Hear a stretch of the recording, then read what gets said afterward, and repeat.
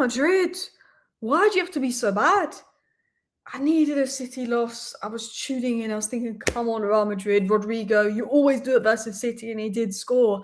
And Real Madrid went 1-0 up. But to be honest, they were pretty bad. I mean, give credit to City, but I don't even think City were at their very best. I feel like City played in second gear and they beat Real Madrid away from home.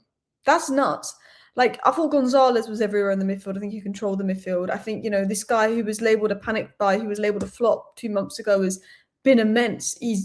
I don't notice that Rodri's missing, and I think that's the biggest compliment you can give him, because last season you noticed that Rodri was missing. And we're going to talk about him because he's just been a joke this season, the way he's just controlled that midfield. I want to talk about Nico O'Reilly. Now, apparently, look, I'm a Man United fan, so I don't know the ins and outs of Man City. But apparently he was never a left back, and Pep's turned him into a left back, and I wouldn't have noticed that. I think he's been phenomenal, and I've heard a lot of hype about O'Reilly, and he's definitely an underrated player. But I do see it. I really do see it with Nico O'Reilly. He impressed me. But City beat Real Madrid 2-1. I don't even think City were at their very best, but they were still the better team. They still deserved to win. And I've noticed some interesting things about this Manchester City side that I want to talk about that I haven't seen many other people talk about, and I will discuss that in today's video. But it was a hate watch failed. You've let me down, Real Madrid. And now we have to compliment Manchester City. So this was the City lineup. And going through the lineup, to be honest, Foden, very quiet today. I will say one thing, actually, and I'm saying this as a Man United fan, but that ref, he definitely preferred Real Madrid. I think Foden got a yellow really early on. Then there was loads of other tackles that were worse that Real Madrid players didn't get a yellow for. Rudiger should have been sent off, and then Pep gets a yellow for complaining about it. The penalty was so blatant. The ref didn't want to give a blatant penalty. The ref didn't send off Rudiger. The ref didn't give Real Madrid so many yellows. I tell you what, it was, I have to admit, like, the ref was against City today. It was like Real Madrid had 12 men. He was absolutely shocking. He was absolutely shocking, and he was just booking City players for whatnot. So considering it was a 12v11, you've got to give City credit there. But yes, I thought Foden was quiet today. Bernardo Silva tackling Cherky, because Real Madrid couldn't tackle Cherky. But one thing that really impressed me about Man City today was the defence. I'm very critical about Manchester City's defence, but I thought all the defenders had a good game. Nunes has mistakes in him, but he was very good today. I've always said, is he a liability in the big games? No, it was very good today. I thought Diaz was excellent. I think Diaz has really stepped up this season. Guardiola had a wobble a couple of weeks ago, looked very good. O'Reilly, you can argue he could have done better for the goal, but he really stepped up with that goal and that second half performance and everything. That all-round performance from O'Reilly was fantastic. Nico Gonzalez is my man of the match just because I think he just controlled the absolute midfield. I thought Doku was really good, maybe end product lacked at times, but he was making things happen. He was driving with the ball. I thought Cherky, they couldn't get near him. Cherky was just showing his pure quality. And Erling Haaland does what Erling Haaland does best, and that's put the ball in the back of the net. And that won you the game. And look, you're fourth in the Champions League table. I think if you get one more win, you qualify in the top 8. Considering what happened last season, you want to finish in the top 8, and you're on track to do that. I think City are in a really good place. They've won 4 games in a row. And before I talk about Nico O'Reilly and Nico Gonzalez, 4 wins in a row for City. But do you know what's so big about this win is confidence. City haven't won a big game in a while. I know they beat Liverpool. But I think this gives City that confidence boost. And I feel like with City, there's a good team there. They've won 4 games in a row. But, Arsenal are favourites to win the league. But City are City. And I feel like City sometimes, if they get going and they go on a run, they can be unstoppable.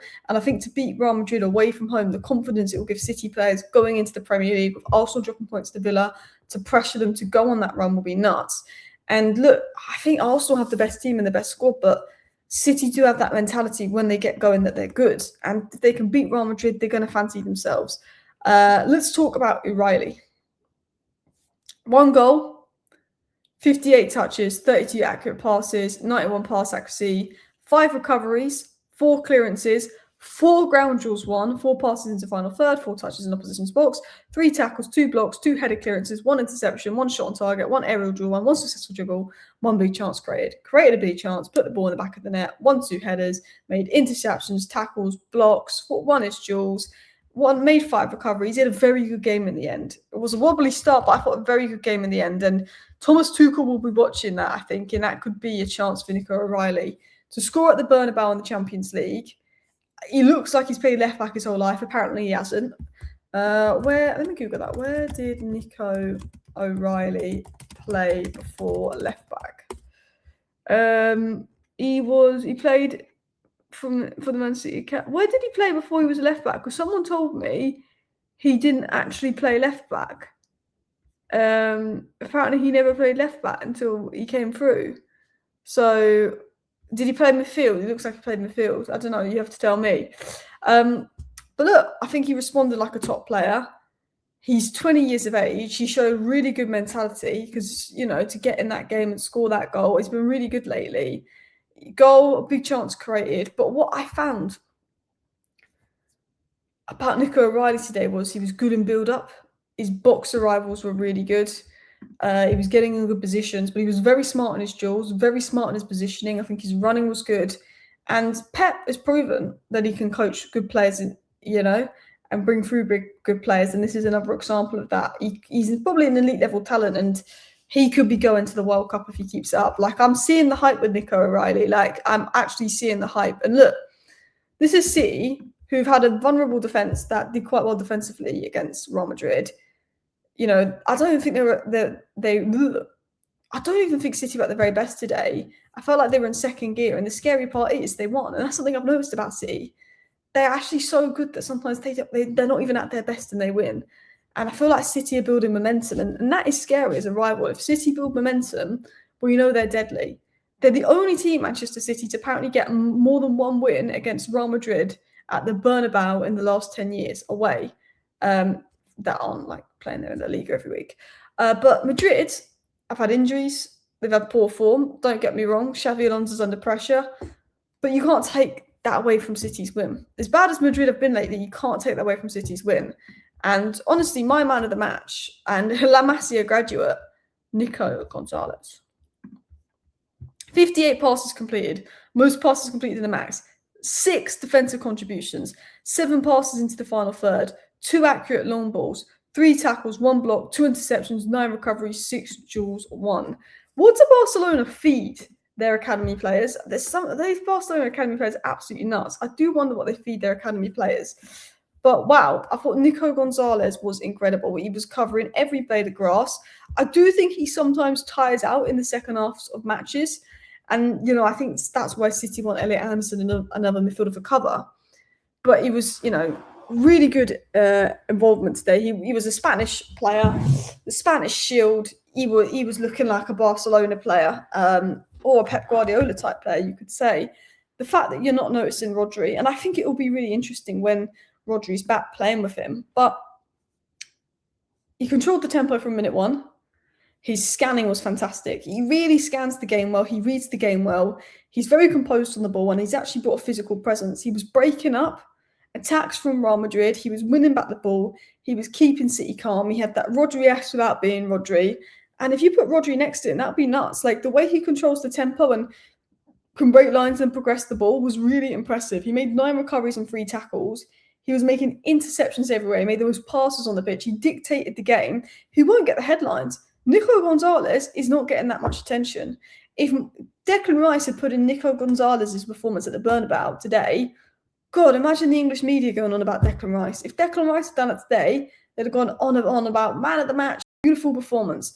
It goes under the radar. I feel like Nico Gonzalez's performances at City lately are going so under the radar. Like, other than City fans, I've not seen mainstream media come out and say, you know what, that Nico Gonzalez, he's been really good this season. We called him a panic buy a couple months ago. We called him a flop a couple months ago. But you know what? That Nico Gonzalez has been mint.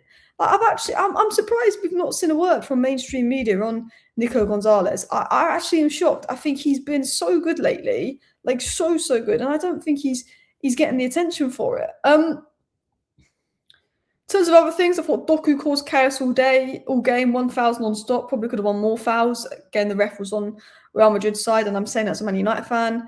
Cherky was toying with them. Cherky, you can see that Cherky belongs on this world stage. Bernardo Silva had to tackle him. Haaland won the penalty, scored the penalty, does what Haaland needs to do. I think the wide players stretch Madrid, but they do better centrally. And Madrid are lucky to finish with 11 men. And I look at City, that's 4 wins in a row. That's 4th in the UCL table. That's a big confidence boost. This City team, I felt today, was playing for each other. Even the subs that came on, Savinho, they were playing for him. They want him to get into form, into confidence. I feel like City were playing for each other. They weren't at the very best, but they were finding rhythm. And look, this City side, they're nowhere near the City side they were a couple of years ago. but we know what they can do. And we know what they're capable of. And we know what a good manager Pep Guardiola is. And whenever I like to bring City down, they just prove you wrong. They just prove you wrong. I think City can go far in the Champions League. Sadly, they can. Thank you for watching. Bye.